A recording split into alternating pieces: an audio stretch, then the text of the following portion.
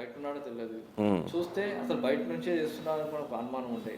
ఇండియాలో ఉన్న వాళ్ళే బయట సర్వర్స్ పెట్టి చేస్తున్నాడు అంటారు. ఇన్ని మిషనరీస్ ఉన్న కేసులో ఐబొమ్మ రవి ఇతడే అని చెప్పి ఎట్లా అనుకున్నారు? అదే చెప్పాను కదా ఇందాక, ఒక చిన్న లీడ్తో అసలు ఈ సైట్ ఎవరిది అని చెప్పి ప్రాసెసింగ్ చేయడంలో చేస్తూ పోతుంటే దాంట్లోకి అక్కడ ఐపీ అడ్రస్ దొరకడము, ఆ అడ్రస్ ఎవరి పేరు మీద ఉండడము, దానికి ఒక సెల్ నెంబర్ ఇవ్వడము, ఆ సెల్ నెంబర్ చూసి మళ్ళీ దాన్ని జల్లడబడుతూ వెళ్తా ఉంటే అట్లా దొరికితే లాస్ట్కి ఎవరిది అనేది ఒక ఫోటో ఐడెంటిఫై బయటపడ్డది.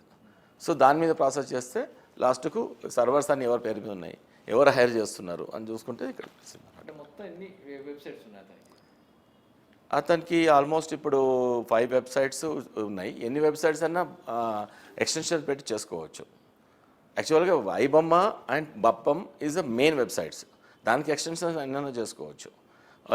ఇది మూసేస్తే ఇంకోటి ఎక్స్టెన్షన్ ఇవ్వచ్చు ఐబొమ్మనే, బట్ ఎక్స్టెన్షన్ ఇవ్వచ్చు.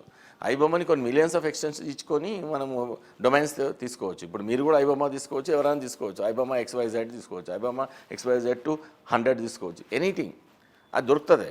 అది డొమైన్స్ అమ్మేవాళ్ళు రిజిస్ట్రీస్ ఉంటాయి అక్రాస్ ద వరల్డ్, సో అది తీసుకోవచ్చు.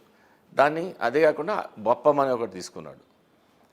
అలా బప్పం అంటే 2 రకాలుగా వస్తుంది వర్డ్. ఒకటేమో తెలివిలేని వాడు అన్నట్టు కొద్దిగా ఎగతాళి చేసినట్టు మాట్లాడడం, దాని తర్వాత అది ఎక్కువగా అక్కడ కోస్టల్ వైజాగ్ ఏరియాలో వాడుతుంటారు అది.